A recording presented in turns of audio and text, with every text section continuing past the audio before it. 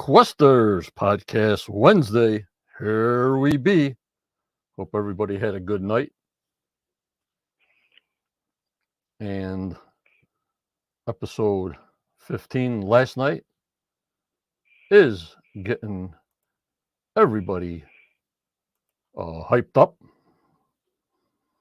What do you think before we really get into it? Let's see here. Don't forget, tonight there's a drawing for a hat at the end of the podcast. You just have to put hashtag HAT in the chat here to win a Quest hat anywhere in the world, free.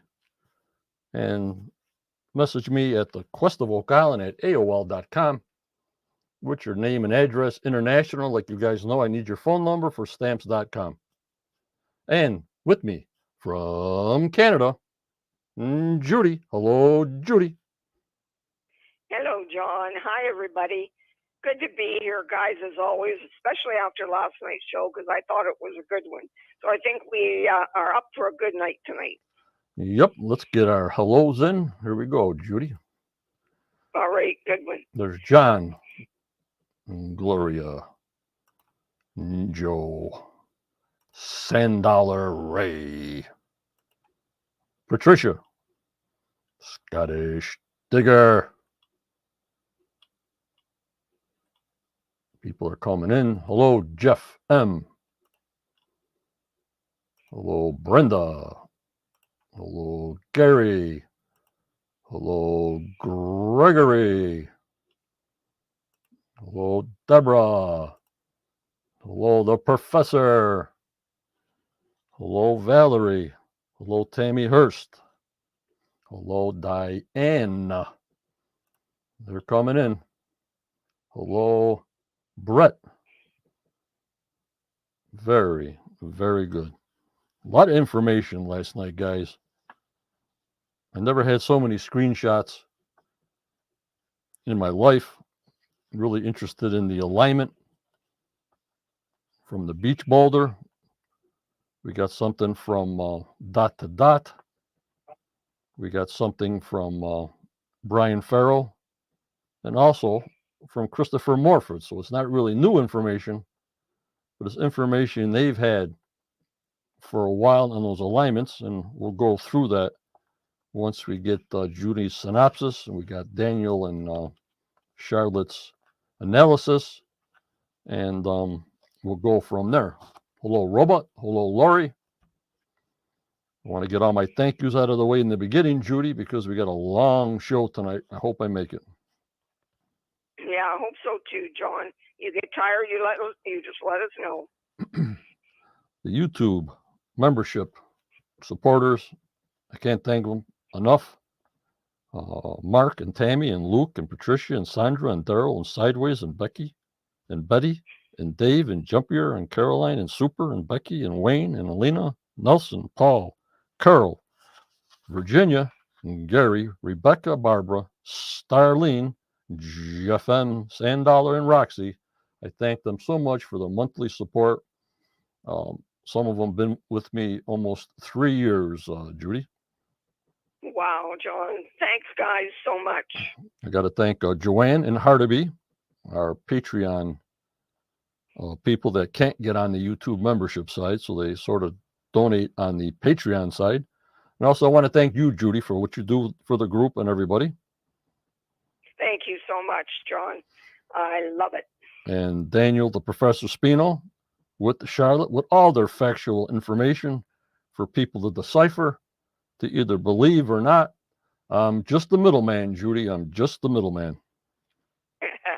And that's quite okay. We got to decide for ourselves, right? Yep. Hello, Ray D. How are you? And we also have to thank Muyan Osprey that gets us through the summer. I hope he joins us again this spring, because I think there's going to be a season 12, because this information is just piling up and piling up. Yeah, I think so. Marty kind of made it clear that there will be, I think. I think so. I think so. I want to thank all my moderators. Hello, Gary Hills. Tammy, Judy, Daniel, Starlene, Kathy, and Tanya. When we're sleeping, Tanya's working from Portugal. I thank her so much. And Jeff M. and Gloria, keeping it straight on the YouTube side, and our lifetime contributor, Chris Dona. I got to thank mostly my main members from the Quest of Oak Island group, almost 70,000 of them. We are live to Facebook, YouTube, and Twitter tonight, all three at the same time. My other platforms, not so much, Twitch, Rumble. Discord, we're getting a little busy on there. Instagram, also. Also to our members on Spotify, Judy, we're going over 50,000 plays around the world. Apple, Google, iHeartRadio, Spotify, Pandora, and Amazon with Alexa. That's good news, John.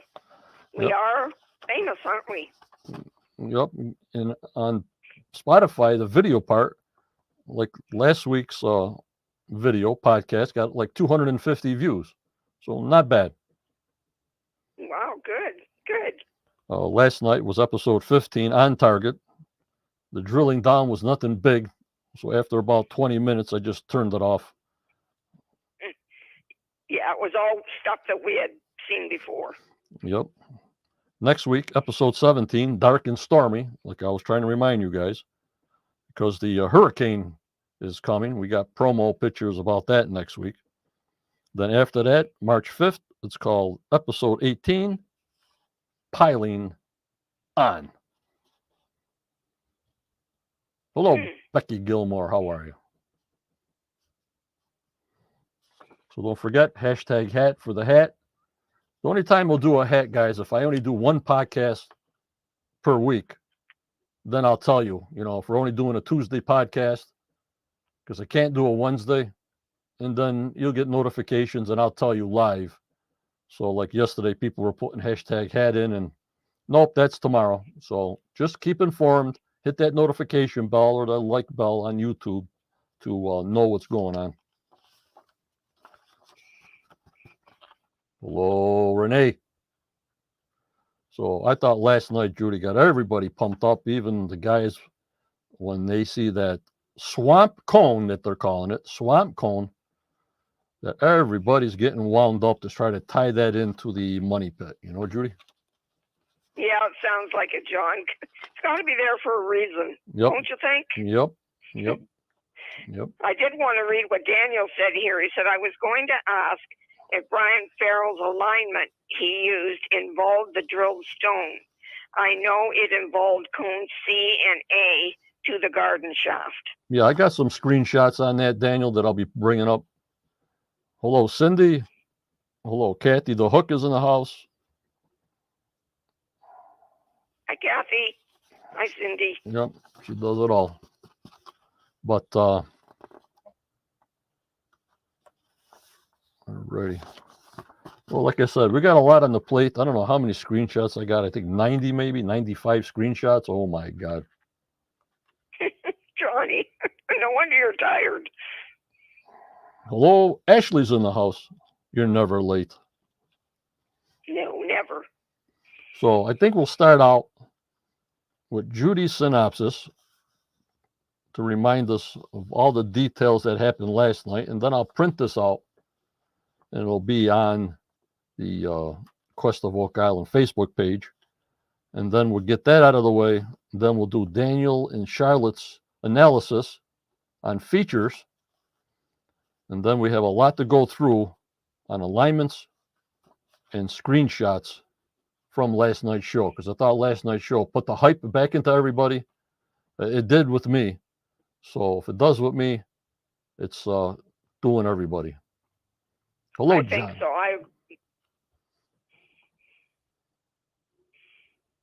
Daniel says acorn stew was Ashley making. Funny, Daniel. Thank you, John. John says, great podcast. Well, I thank you so much. There's a lot of work that goes into this, especially with Judy and my gang and Daniel and Charlotte, just to get content.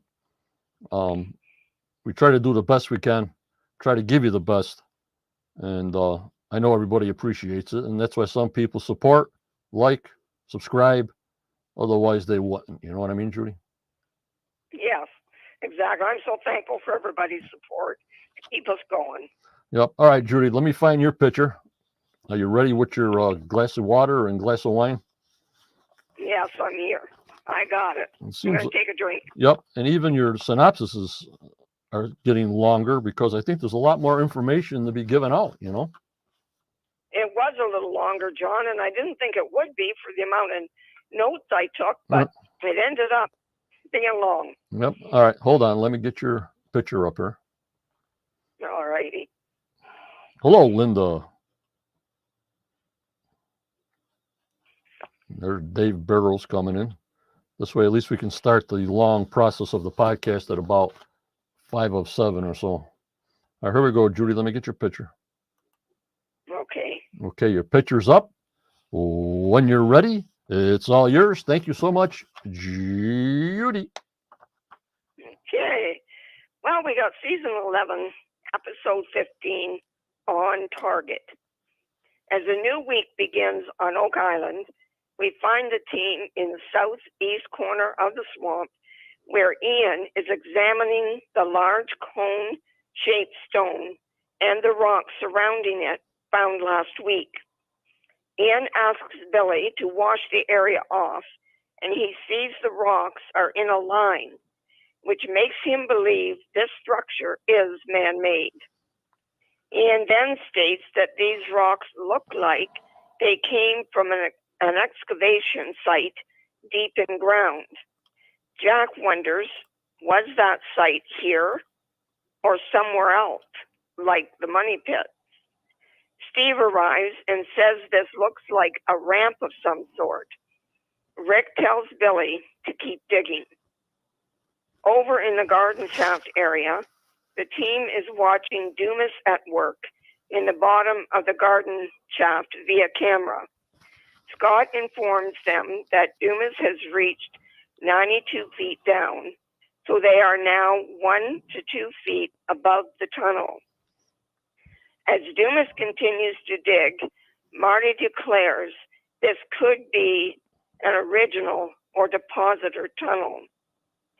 That afternoon, we find Scott and Doug in Halifax entering Dawson's print shop with a piece of leather found in the swamp last week. Joe, who is an expert on ancient leather, examines the artifact, and he says it is a shoe or light boot that would have been worn by an officer. Joe points out that the stitching is beautiful and probably done somewhere in Europe, but his guess is in France.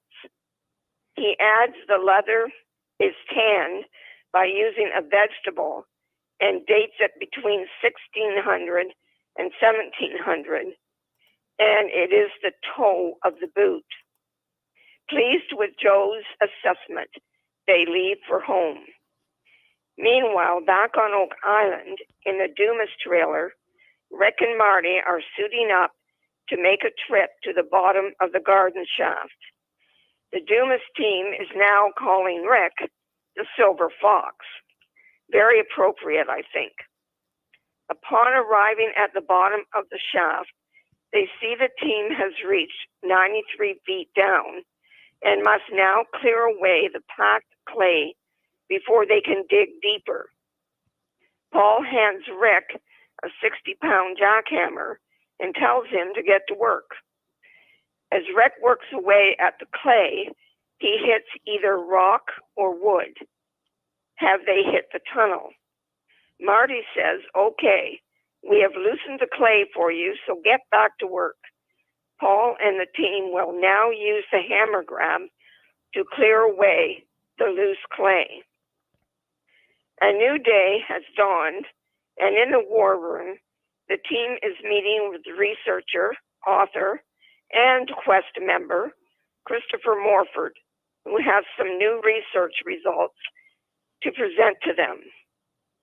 Christopher informs them that he has discovered a direct line running from Cone C to Cone A on Nolan's Cross to the garden shaft. Using the two cones plus two drilled stones, he shows them on a map this now important line. He tells them that he, along with Corey and Moll, believe that Solomon's menorah once was hidden here for safekeeping. He is sure it is not here now. However, there is a chance the Grail and the Ark of the Covenant were here also, and at this time he doesn't know where they are. Could it be they are still on Oak Island? Rick says they will find and follow this line as they say thank you to Christopher. The following morning, on the beach of Tom Nolan's property, the team is looking down on Cone C. They will follow the line as Steve measures from Cone C to the first drilled stone, to Cone A, to the second drilled stone, and on to the garden shaft area. All sites line up perfectly and end up not right at the garden shaft, but unbelievably right on top of the tunnel that's under the shaft. Has Nolan's cross led them to the treasure? Oh, we must be patient. Later, as Billy digs in the southeast corner of the swamp, he brings up a large tree stump. Assuming this means that trees once grew here, Ian is convinced that the swamp is man-made. They will keep digging. As the sun rises the next morning, we find the team digging in the middle and deepest area of the swamp. A heavy rain during the night has left the southeast corner flooded. Billy digs up a second tree stump, and looking at it closely, they see axe marks on it where it had been chopped down. There are no logs nearby, so where they used to build the money pit, they will have Ian take a look. The episode ends in the Dumas trailer where Craig, Scott, and Rick meet Paul, who tells them they have reached the 95-foot depth, and he believes they have hit the tunnel. As Craig watches via the camera, Rick and Scott, along with Paul, descend the ladder to the bottom of the shaft. They find the team has dug a hole about 1 foot square, and Rick starts to probe it with a rod. He hits what is definitely round logs, and under them it sounds hollow. Rick and Scott leave as Rick remembers reading about round logs in the money pit in the Reader's Digest in 1965. Dumas agrees to dig in one more section of shaft, and they all wonder if they are now looking at the much sought after tunnel. Join us next week, Quest family, to see if the inside of the tunnel is opened up to us. And in the meantime, stay safe, please. Excellent synopsis, Judy, as usual. Very, very professionally done, Judy. Very good. Thank you. Thank you, guys. Thanks, everybody. Every little detail. I love it. Well, I hope it helps those that don't get a chance to watch the show. Yep. And that's my aim, really. Yep. That's what we hear on replies a lot, Judy. Yes, I do get that. It's like watching the show, they say, so that makes me happy. Yep. Hello, Pot C. Hello, Scott. They came in. Hello, Luann.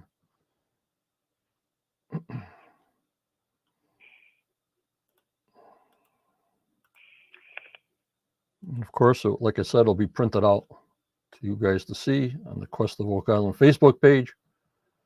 And let's get back to work here. Hello, Lewis. Hello, Ken. Boom, there I am again. Alrighty, let's get into the analysis from Daniel and Charlotte. And we have our UK representative, Raymond. Hello, Doug. Just let me know if you can hear him and see the pictures of the Oak Island Compendium, which is we support 1,000%. Support Daniel and Charlotte at their blog. Hello, Franklin, Andre, Sinisis. And we'll see if we get Raymond going here, Judy. Okay, Daniel says go Raymond. All right, let me know if it's coming out okay for you guys out in the world. I see everything okay. And just let me know like you do in chat. Thank you. If you want to see the exact pictures, you'll have to go to the site and the blog to see them. Season 11, Episode 15, On Target Artifact and Feature Analysis. In last night's episode, On Target, we begin at the southeast corner of the swamp, where Dr. Ian Spooner, Rick Lagina and Jack Begley are inspecting the newly found boulder that resembles the stones of Nolan's Cross. Dr. Spooner remarks that the smaller stones around the boulder seem to be very suspicious because of the angularity of the rocks. He states that these stones look to have been deposited by humans and not a natural formation. He believes that they are not from the shore, but from a deeper excavation, possibly from the money pit. He suggests they continue working in the area, focusing on the stone road and ramp area, and also look very closely at the shoreline to provide more clues.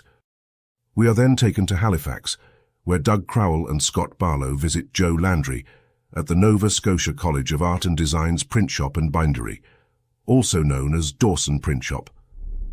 They bring the leather boot shoe that was recently found at the southeast corner of the swamp by the Stone Road feature. Joe inspects the piece and mentions that it's hand-stitched and appears to be a gentleman's boot. He says that the leather is vegetable tanned, which is the earliest tannage. He believes the artifact is from the late 1600s to early 1700s. He believes it may have been an officer's boot and mentioned it looked like French work. It was then brought up that several countries are suspected of being involved with Oak Island, and Joe stated it could have been European from several sources. Keep in mind that the area that includes Oak Island was controlled by the French in the late 1600s through early 1700s time period. The scene shifts to the War Room, where Oak Island researcher and author Christopher Morford visits the Oak Island team to discuss his research regarding Nolan's Cross and the menorah. Christopher explains that he believes that the Nolan's Cross alignment was created by the Knights Templars that indicates where the menorah was placed on Oak Island, specifically the garden shaft area. He believes that Nolan's Cross is aligned with Jerusalem and that Oak Island represented New Jerusalem. Chris explains that he believes the Knights Templar, or their descendants, mapped this area using Cone C, Cone A, and 2 drilled stones that lead to the garden shaft. This is where he believes the menorah was kept. The team decides to check the measurements that Christopher suggests in more detail. We then move to the shoreline on Tom Nolan's property at Cone C of Nolan's Cross. Surveyor Steve Guptill, Tom Nolan and Rick Lagina begin their tracking and measurements based on Christopher Morford's presentation. They begin at Cone C and walk the Nolan property over the first drilled stone. They take measurements and proceed across the property to Cone A. Again, they record the data and move on to the second drilled stone. Steve mentions that at this point they are halfway between Cone C and the garden shaft area. The team then traverses the rest of the way to their end target. They measure the end point near the garden shaft. While the end point doesn't hit the garden shaft directly, it does hit the proposed tunnel that runs beneath the area. The team remarks that the measurement is pretty darn close to the shaft. Our analysis concludes at the swamp, where metal detectorist Gary Drayton and Jack Begley are working through the spoils when they discover a very large tree stump. Jack remarks that it's interesting to find these trees have grown in the swamp, which suggests the swamp wasn't always there. A little later, Rick joins them as they move towards the middle of the area, because a recent storm caused flooding. At this location, more tree stumps are found. In inspecting the stumps, it's noted they look axe-cut, and there's speculation that it was for the construction of the money pit. Keep in mind that Oak Island has a history of being used for logging, so finding cut trees also fits into the established history of the island. At the end of the episode at the garden shaft, it's mentioned that the wood at the bottom seems to be made from round timbers, which suggests an older construction. Until next week's episode. Good day from the compendium, Daniel and Charlotte. And there you go. Very good, Daniel and Charlotte. Thank you so much for all your hard work. Excellent, guys, as always. Renee, that's the only we got is Raymond. That's it, UK.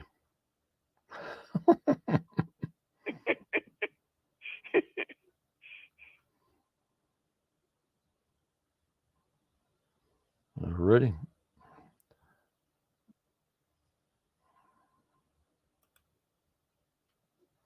All right, ready? Is it near 7 o'clock? It is 7 o'clock. Okay, we got some good timing going on here. Daniel likes Raymond. It's good enough for me. I heard they started the show off at the Garden Shaft, like Judy and Daniel and Charlotte and the rest of the crew said. Good night, Carlos. And there's where they're digging in the swamp. And Dr. Spooner's going to be coming into the picture.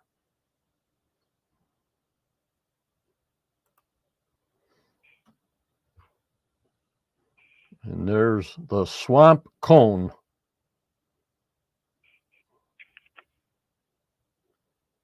There it is. It is big, isn't it? Yep. It looks just like Nolan's Cross boulders. I think Michael said it was 8 feet in diameter. Yep.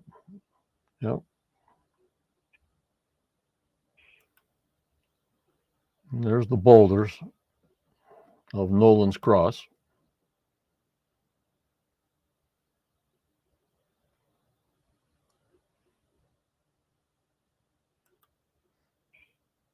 And Dr. Spooner said, if this is human-made, like for an excavation for some reason, is unbelievable.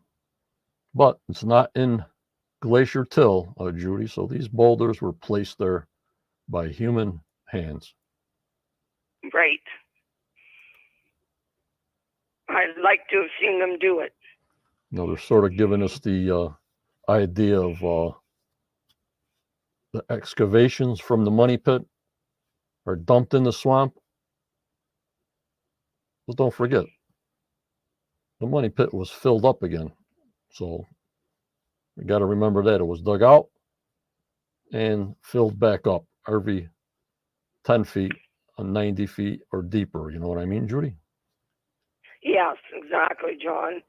Thomas says here the tree stumps could have been discarded in the swamp after all the land needed to be cleared for farming. And that could be. Right, Thomas. The swamp was a dump spot.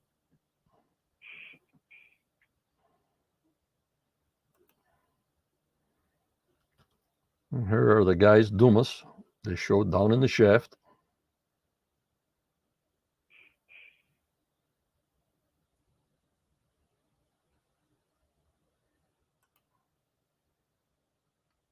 And of course, when they found all that clay on the bottom, of course, that's a waterproofing, Judy. So that's why there was no water coming in on the bottom, because of that clay is so tough and so rough to work with. It's a very good waterproofer. Obvious when Rick had to use that heavy jackhammer to get it out of there. Yep. And there they are on the bottom there. That's how clayey it looks. And there's the pumps for water in the lowest part. Obviously, they still have to keep on pumping there, Judy. Right, yes. Wow. Then we got to hear about the baby blob, the tunnel that goes underneath the shaft into the baby blob that has all high concentrations of gold and silver. So I always got to throw that in there, guys. Sorry.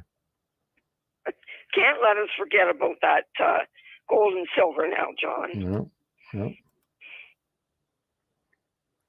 Here they're working on the bottom of the shaft. There's not much room down there, you know what I mean? No, there sure isn't, man. When they all get in there, woo, I don't know if I could do it. Yep. And if they broke through the clay, Linda, it should be a 7-foot shaft there. But don't forget, there was a lot of tunnels all the way around the money pit. The Halifax Tunnel, it was called. And there was a picture, I couldn't find it because I got tired, of guys actually walking in a Halifax tunnel. So they had to be 5-6 feet high, the same tunnel they're looking at. You know what I mean, guys? Wow. Yes.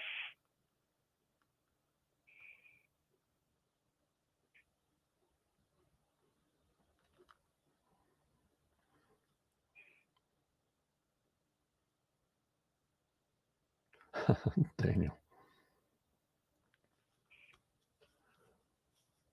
And the boys took a ride to Halifax, Nova Scotia, with the boot. And there is our man, the leather man, the bookbinding man. Very interesting character, this guy. He is, isn't he? Very much so, but he knows his stuff. And there's part of the boot, heel, sole.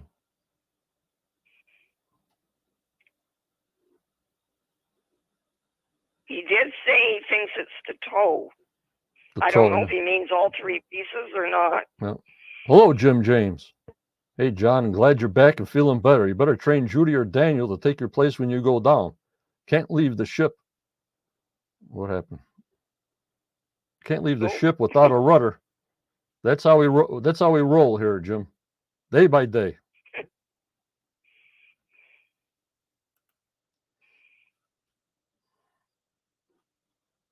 Somebody just mentioned this, Andre. John, I think that iron structure being built next to the garden well will be a base for an elevator. They will no longer use the hammer grab. Well, if they start going sideways, well, the hammer grab, they'll have to wheelbarrow to this vertical position. You know, if they go sideways any amount of feet, the hammer grab can only go straight down. You know what I mean, Judy? Right, I got you, John. Yeah, so they may have to move something. So we'll see what happens when they start going sideways. And that clay is heavy. It's going to be interesting. That clay weighs a ton. If you ever moved clay before, I have. It's worse than concrete, heavy-wise. Wow. I've walked in it, but I've never moved it. So when they went into the trailer, they're at the 93 feet towards the end of the show. That's when he was digging the clay out about 2 feet for the final wooden set. And there's a picture of the clay. Must be removed. But don't forget now, Halifax tunnels are all over the place around the money pit. So here's the three amigos, the silver fox, and Marty getting dressed up to go down in there, getting their money's worth, Judy. Yes, they sure are, aren't they? And it was interesting when Marty said they come from a mining family, that their grandfather came to Michigan to mine. Right. Well, Marty's in the drilling business, you know what I mean? Right, exactly. Before he went to windmills, I guess. Yes, now he's doing that.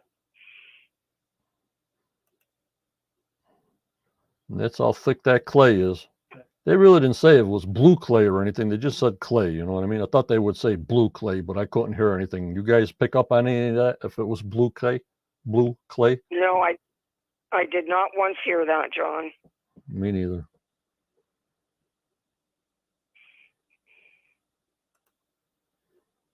Well, if you got a jackhammer clay out, that's pretty thick. It sure is. Rick almost fell over doing that. I want to say one thing. They want to get right into there, so they must take a lot of Tylenol after the show. I'm sure.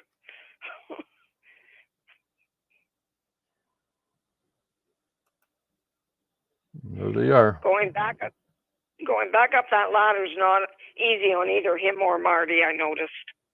Just climbing down. 93 feet would knock me out. Really?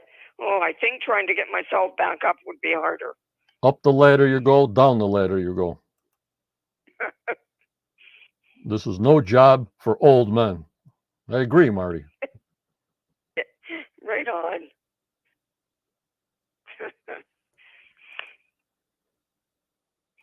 Well, he got his eyes and boots on the ground. They're there. They are.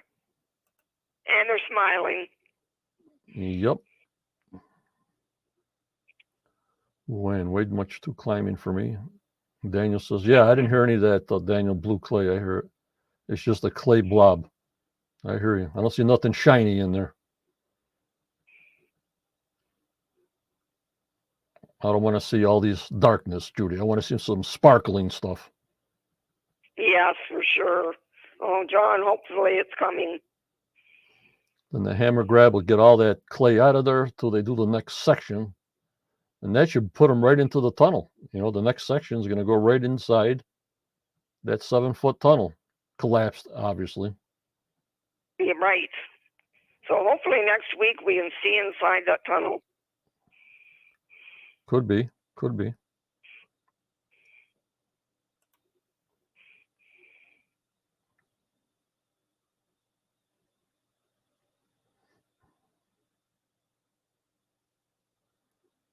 I was thinking of that as an elevator, but they bring supplies up and down. You see that system in between the tunnel there, that H-frame steel system with the cables on the top to bring supplies all the way down and up as they walk down the ladder on the side, I guess. Right, yes. Well, that works well. And here we are in the war room. Now we're going to get real busy. There's our main man, Christopher Morford. I'm sorry I didn't give him enough color. I just screenshot the way the light is. I had one guy do the picture over and gave him a little bit more color in his face. He does look a little pale. I think it's the way the light's shining on him. Yeah, yeah. And he says his hair's like that because he's got coconut fiber in there. It doesn't look like that now. He cut it right off for the book. Oh, coconut fiber haircut. Oh my God, Christopher, you cracked me up.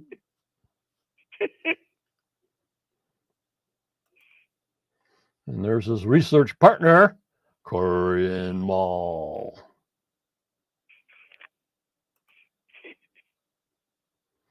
Those two had fun in the U.S. At their signings, their book signings. Yep, yep. They have assisted the team both on the island. And there's Christopher with another haircut, but yet he's still white out on that picture too. You know what I mean? I don't know what's going on. See him on the top picture? Yes, that's what he looks like now. But I'm saying he's all white. The light flashed him right out there. Yes. Hello, Jimmy. And there they are in the war room. He made it to the war room.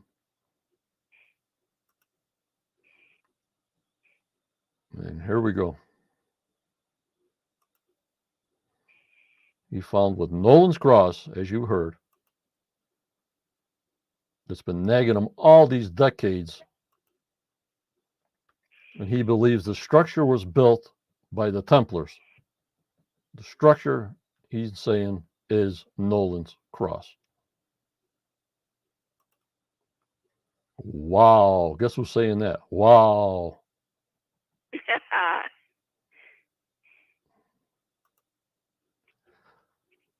Chris said, this treasure is said to be no less than the Holy Grail itself. We got a little statement from Christopher on the Facebook page that Daniel Spino got a reply that Christopher said the drill stones were the main focus here. We know the line from C to A aims at the money pit area. This is not new, which I'll show you things from dot to dot and what's his name there? This is not new. Steve Guptill remarked, after analyzing the measurements, that the path does not simply run close to the drill stones, it runs right over them. And more than that, it's precise enough to run over the very holes drilled in them. That's a very tight tolerance, and I think proof that someone marked this path. No question of the intent, I think. I really set to prove this out like steps to the treasure map someone would have left. Number 1, sight the boulder from the shore. Number 2, using the rising star and Taurus to calculate your direction and distance. More on this later, Chris says. Check your heading via the waypoints, drill stone, cone A, second drill stone, third drill stone to the money pit. And 2 points prove little. 5 to 6 in a line. I think that proves intent. Chris says, thanks for letting me expand. Chris will be posting a short video with more, and soon why he mentions the Grail and what that means exactly. Good, good. I need to know. I need to know. And he does believe that the menorah came through Oak Island. If it's still there, I don't know. You have to read the book on where they think it is. And the new temple are buried on Oak Island, as Chris Morford believes. Is it still there? I personally think, no, nothing's there. It's moved on. That's my own personal opinion. Hope something's there. But Johnny thinks nothing. Hello, Linda. I think there might be still something, but I don't think the menorah is still there. Nolan's Cross could be the answer, he says. And we'll go through this, and it's a cone C on the beach. You got the beach stone, but you would still need markers. I agree. To the money pit. Absolutely. There were 2 drill stones. Now, I don't know if Brian Farrell went through the drill stones, and but you'll see how similar Brian Farrell and Dot to Dot's evaluation, especially with Michael's geometry, how close they are. And we'll put that up. They're right in that straight line. Now, remember this picture here, Judy, with that straight line, that red line. Yeah. Yep, we're looking at that red line. And he says they were put there as markers. But I was wondering how much of that area has been disturbed where those stone drill out stones are. You know what I mean? I don't know if they've been moved, dug, whatever, even with the drilled stones. You know what I mean, Judy? Right, I do, John. I was just thinking, though, when Steve was measuring, they're so right on that I don't think they were moved. Right. By the GPS, it's unbelievable. Its original location was marked on a survey. And there's the maps. You know, I love maps.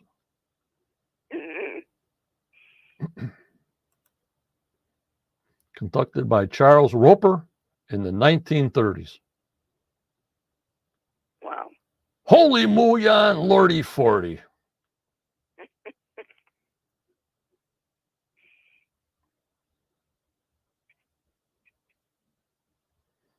Then Robot says, I'm losing my voice. I wonder if they might now look into the 2 famous drilled stones, 1 and 2, coming from Smith's Cove. Well, it would be interesting. I think they should. The garden shaft wouldn't have been there in the Templar times. No way. They said the wood dated there at 1730. And I was told it was a pumping out water station. Right. So it could have been that. And there's Fred Nolan with these boulders. The first thing I thought of these boulders and everything, I thought of Aaron. Then I thought of Dot to Dot. And then I thought of Brian Farrell, and sure enough, posted a video. Please go to his YouTube channel, Dot to Dot. He has a detailed 6 or 7 minute video on we call it swamp boulder connection on his alignments. Well, yeah, it's well done. Take a look at it, guys. Chris, do you believe that Templars are descendants? And he says either is plausible. Yes. Unbelievable. Now there's the drilled out stone boulders, cone C, cone A, the projection from Nolan's Cross.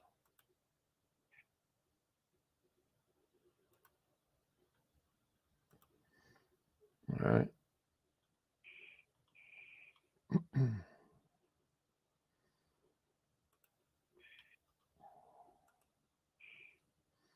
Now here's what permission from Dot to Dot. Michael, I thank him so much.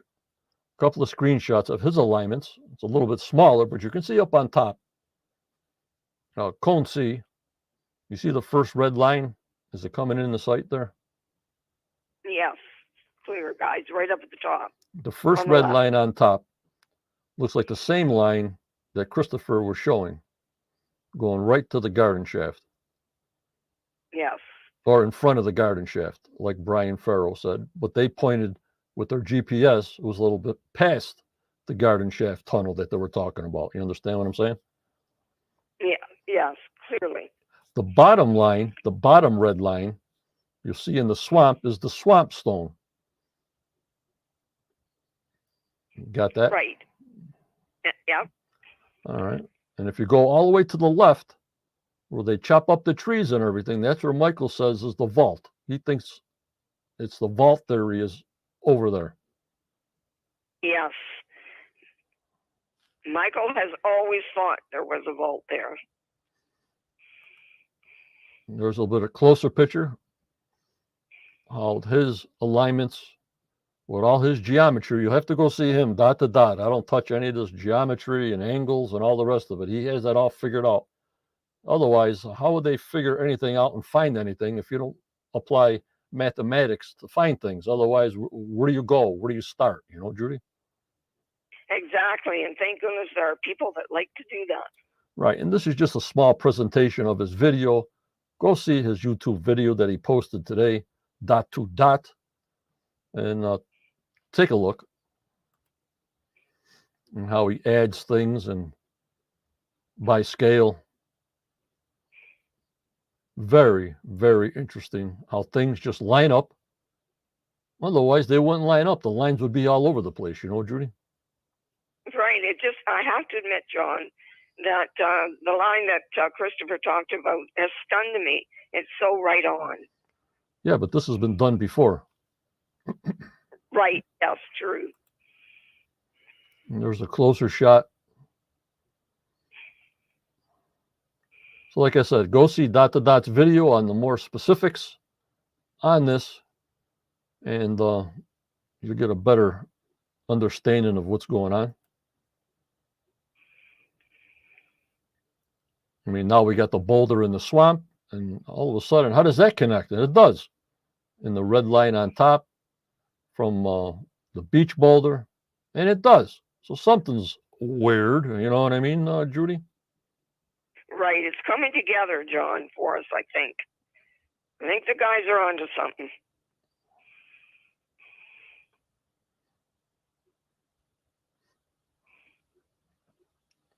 Can you magnify that? No, because I'm in screenshot mode here. If I was doing it on a shared page, yeah. But you're going to have to go to see his video to see it closer. I like what Linda's saying here. All of these guys should get together and pull all their information together. And it would be surprising to see it all comes to the same conclusion. Right. Yeah. Yeah. And here's my buddy, Brian Farrell. Now, I just showed you Dot to Dot's alignments, right? Right. Yes. We saw Christopher Morford's alignment. Now, here's a third alignment. I tried to look for the video. I had it someplace, but I got so much information, information overload. This is what I was saying about the Halifax tunnel. Suspected tunnels match closely with the historic locations of the Halifax tunnels leading to the money pit. So he's saying maybe these two areas are the Halifax tunnel.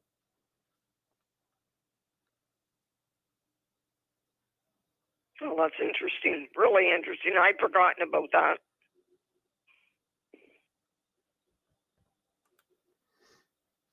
And here again, you see Nolan's Cross in green. And you see follow that line from the beach boulder to Cone A into the money pit. It's about do you guys see it? Yes, clearly, John. Even though it's a small picture. Same alignment. Heading to the garden shaft or the tunnel, whatever they want to go short or go long. They either hit the tunnel or hit the garden shaft, somewhere around that area.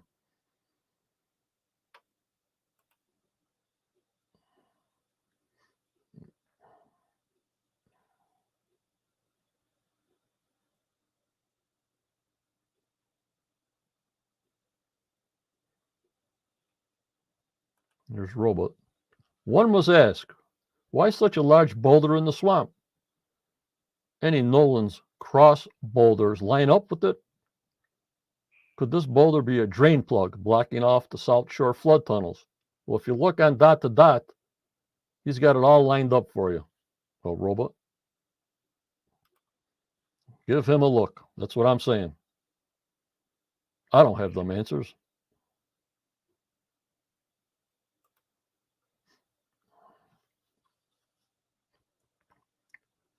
But you'll see that first little white arrow going from the beach boulder, and they follow that red line right to the money pit. You guys see it? Yeah. Yes. It's amazing. And the tunnel wood from the 1600s, Gregory, we have no idea how old that wood is that was put in there. I would like them to take 6 or 7 different samples and average it out just to make sure, but that's not my choice. You know what I mean? Right. Yes. It'd be interesting to get the dates.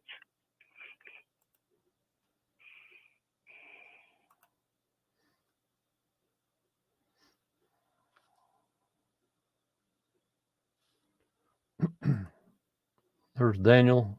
The boulder in the swamp is possibly a big find. If it's related to Nolan's Cross, it could provide the answers. Yeah, I agree, Daniel. I agree 1,000%. And that's why Steve Guptill is all on it with the GPS and his 3D imaging. That's how we found out it was 50% exact to Cone C, 50% exact to the money pit. Otherwise, how would we know that? You know what I mean, guys? Right. Exactly.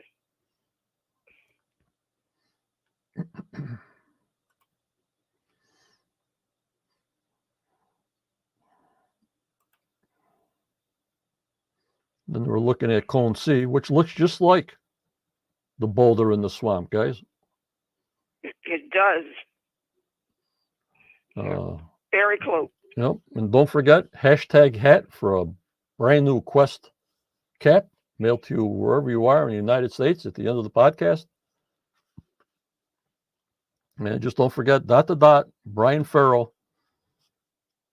This information was known long ago, and they're just sort of hyping on it now. Makes no sense to me. Yeah, it's too bad they hadn't followed it before. Well, it's got to be show worthy, you know what I mean? Right, exactly. Yep.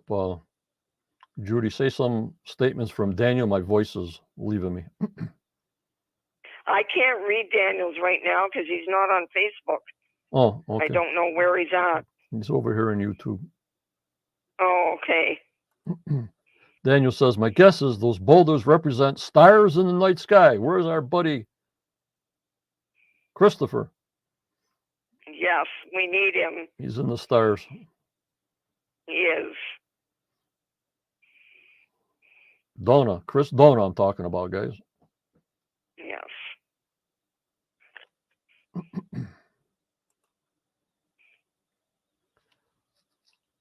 And there's the alignment. Drill stone, right to the money pit. That was very clear.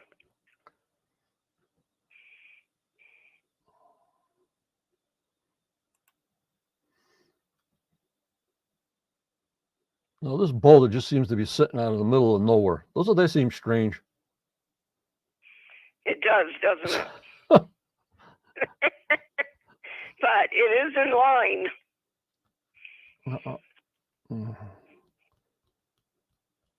I don't know. I think that's very suspicious. But it seems awful weird. But then what do I know? We only can go by what they show us. Hello, Betty. Hello, Loa.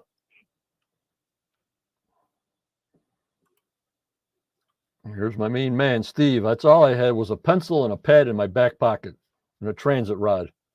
That was it. None of this GPS stuff, Judy. Oh, wouldn't you have enjoyed that?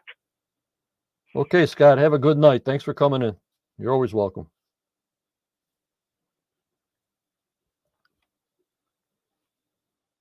Night, Scott. And here they are going to the A boulder, I think it is.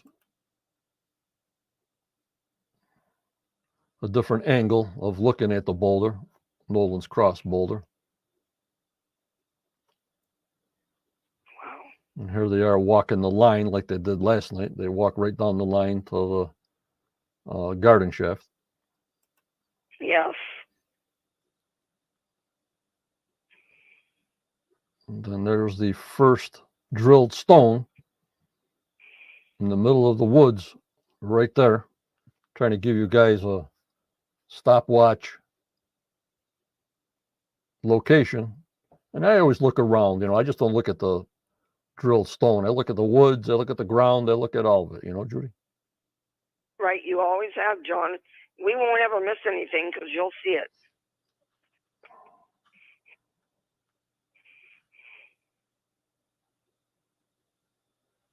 Yep, Patsy, if they get in there, in the tunnel, we'll know if there's something in there or not. And they should have brought down, after they dig it out, obviously, throw Gary down the shaft and get his metal detector in there and see if we got some beeps in there, Judy? Oh, I hope they do, because we certainly need to know. Hello, Treasure Tom. I never heard that name before. Did you ever hear that name before? No, I don't think so. That's a new one.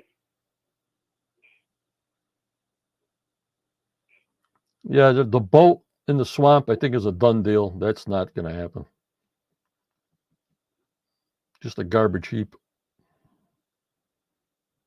As far as a sunken boat burnt with gold and silver in the swamp, not me. I'm not going for that one. Yeah, I'm doubting it's there, John. But I would like to know one way or the other. Yeah. And they're looking at the hole, how they turn the chisel.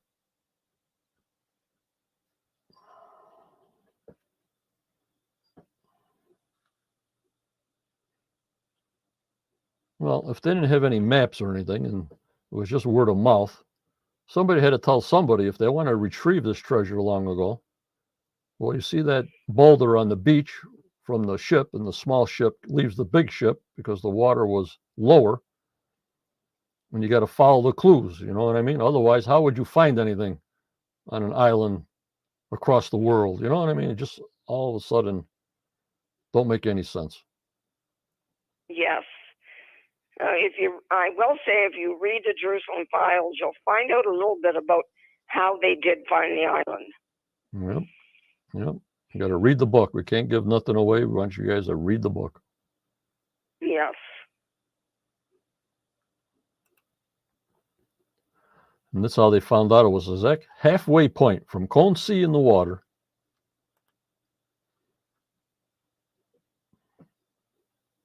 to that boulder.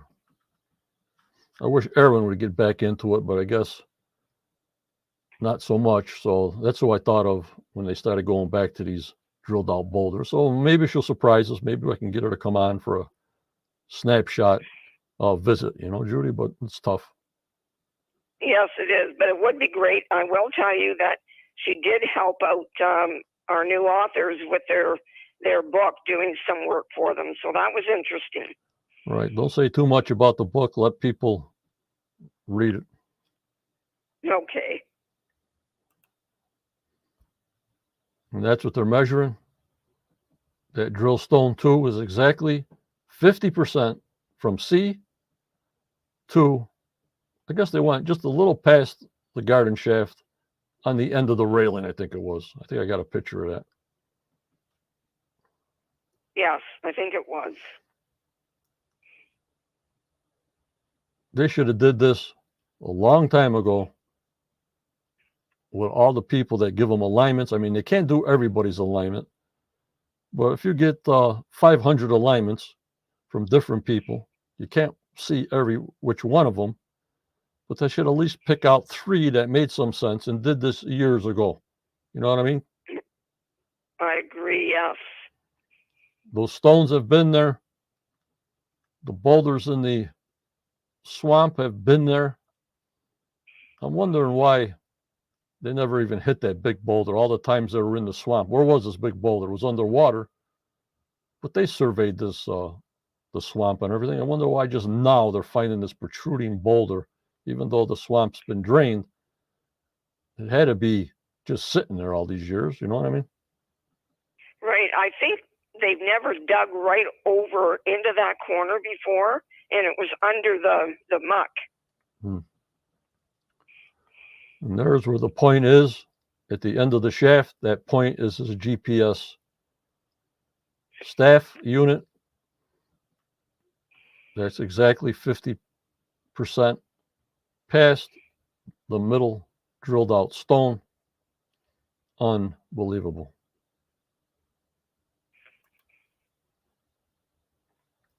But that's good. But, Steve's got the equipment to do all this, the 3D imaging, the survey, the exact measurements, the whole 9 yards. I have no doubt he's right on.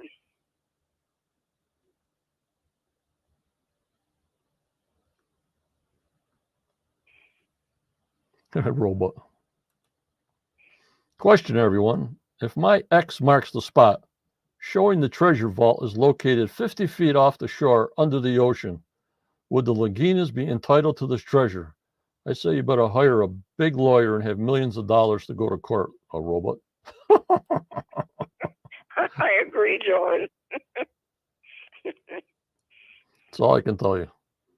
Whatever they find, you think they're going to keep it, even though they got the 90% or whatever it is? It's going to be all tied up in the courts and everything, and maybe their kids will see some. It's not like they're finding the gold and the gold ships and the shipwrecks off of Florida. This is going to be completely something different if there's anything left. You know what I mean, guys? I agree, John.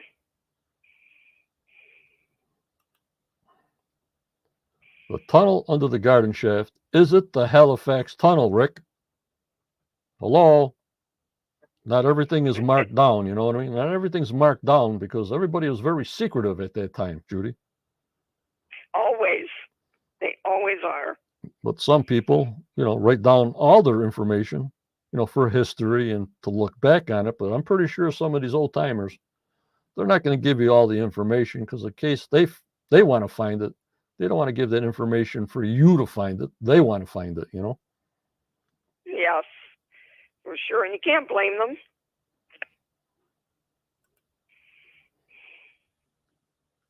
And they still got that high gold silver value. And Dr. Spooner's dump load of silver. Still looking.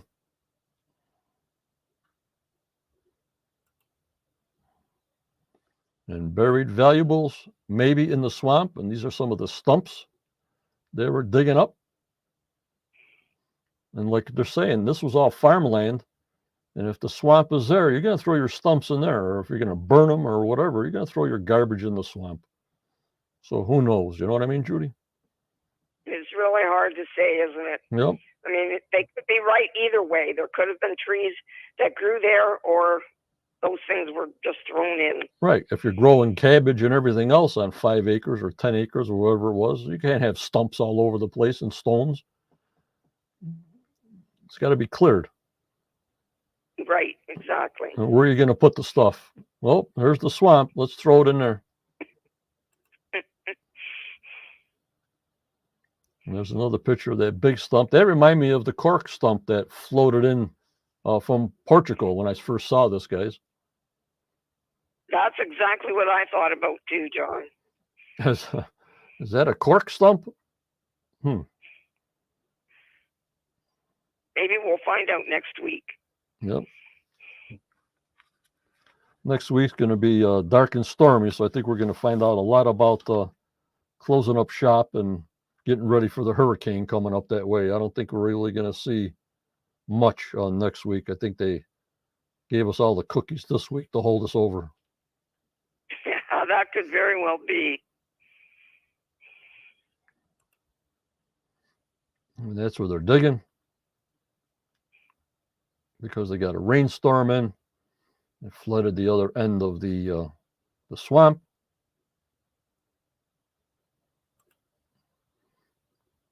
And that's where they discovered the large tree stump.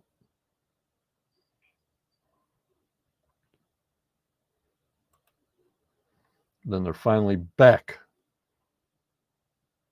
to look for that 7-foot high tunnel, about 2 feet. I don't know if it's all clay, but probably is. It'll be out of sight, out of mind. Let's do it. Look at Rick's face in that picture. Yep.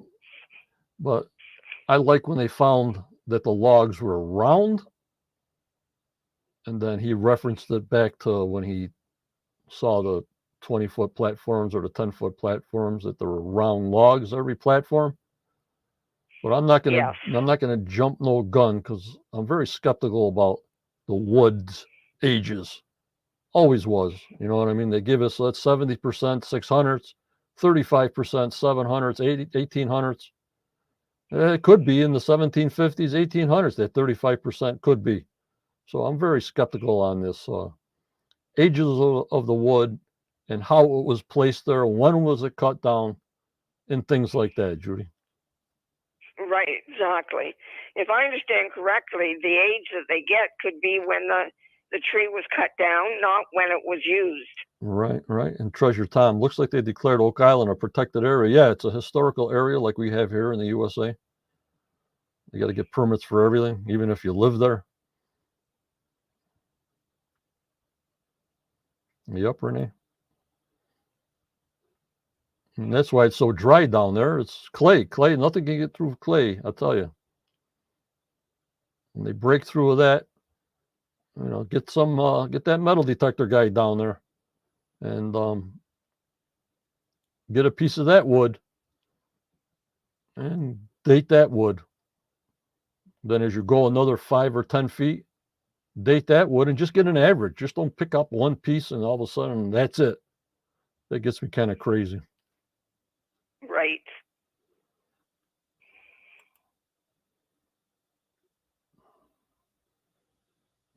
And this is all on the bottom.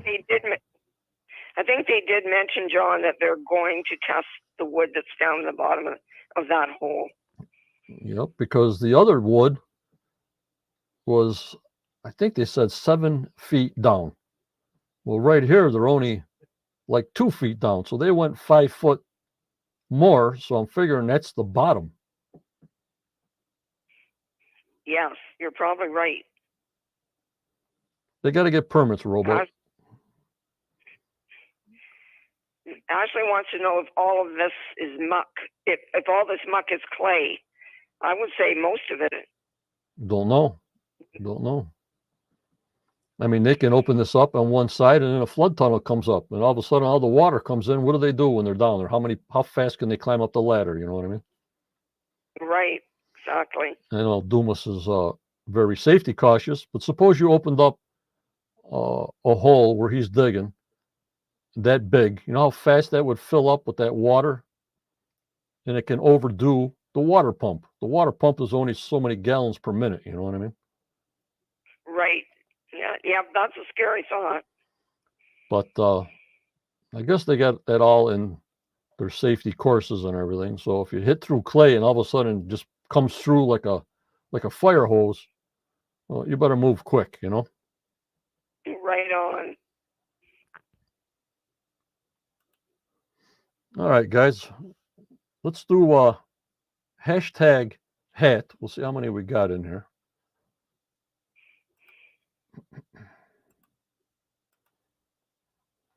Giveaway tool. We got 13 entries. Hashtag hat.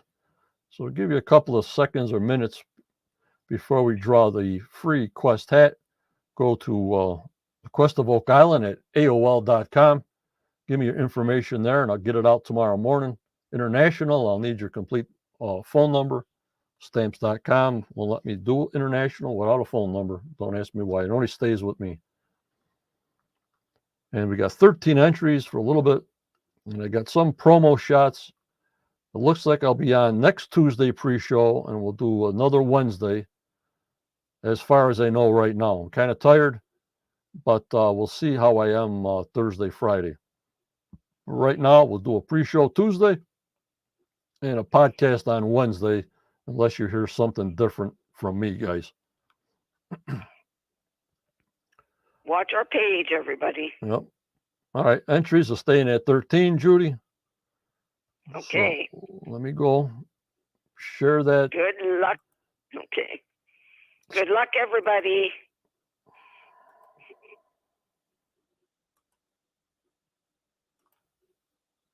And there we go. You can see it at 13.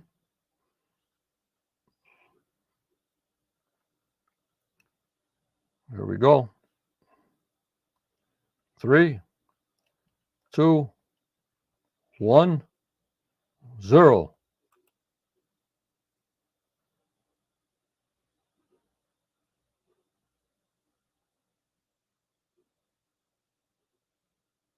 Ken Cullen is the winner. Congratulations, Ken. And we want a picture, please. There it is. If he's in chat, is he in chat, Judy? I have not seen his name, no. Oh, it looks like he's YouTube. Okay. Ken Cullen is the winner. Like I said,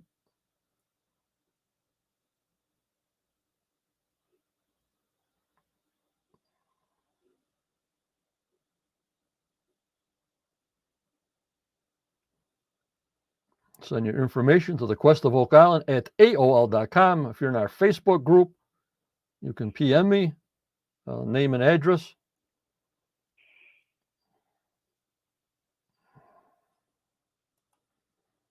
Let me see here. And we'll go from there. Like I'll give them a week. Sometimes they come in and then I don't see them. Sometimes people win and they're not a regular Judy, and there's no way I can contact them. Like there's no kind of email on YouTube. You know what I mean? Right. That's true. I never thought of that. So sometimes people come in and they win and I don't see them. So we just don't send them a hat, obviously, and bring it on the next week. There he is. Ken Cullen. Bomo. You're a winner, pal. You're a winner. All right, let's bring up a couple of screenshots for next week, and then we're going to get out of here, guys. I'm not going to give it all away, but they will be dating the stump. So we'll see if dates 1200 or what's going on with that. And if it's the same as the paved area, you'll see this guy, Aaron Stakowski, is telling you an area of where this wood came from, and you'll be very, very surprised Ooh. what area in Europe it came from. So that's all I got for tonight, Judy. You got anything else to add? No, I don't, John. It's been a good night. It's good to hear you much more like yourself than Yep. you've been in a while. And your voice is, I know it's going, but it's better than it was last night. I hear you. So if you want to say your goodbyes, I'll say my goodbyes, and we'll see you next Tuesday pre-show. And Judy will be with me Wednesday. Try to keep it regular, but watch the post in case I can't make it. We'll let you know. But right now, we're going to be as regular as we can be, guys. So, Judy, you want to say your goodbyes, and I'll get out of here myself. Okay. Oh, hey, guys, it's been a good night. Been good to be with you all. Thank you very much for all of your well wishes on my synopsis. I enjoy doing it for you. And please, in the following week, stay safe, please, and I will see you next Wednesday night. Thank you all so much. Love you, John. Okay. Good night. Take care, Judy. I'll be talking to you. Yeah, bye-bye. Bye-bye. All right, guys. What do I always tell you? Remember, members, always go forward. You may get a setback in your life, but just believe in yourself. Believe in your dreams, no matter how old you are. For tomorrow's a never given, never. With this crazy world we live in, I can't take much more. I can't even turn on the TV anymore except for Oak Island night. So as my friend Jan says, you keep smiling, you stay safe, like Judy says, and you also stay strong. And you keep that positive vibe going as best you can. Stay mentally strong, physically strong, the most you can do if you're capable. I want to thank you for joining me and Judy tonight. We'll see you Tuesday pre-show. Anything else that comes up that's more important, I'll pop on. Hit that notification bell on YouTube or go to the Facebook channel, Quest of Oak Island. I hope you enjoyed the show. Thank you. Take care. And bye-bye.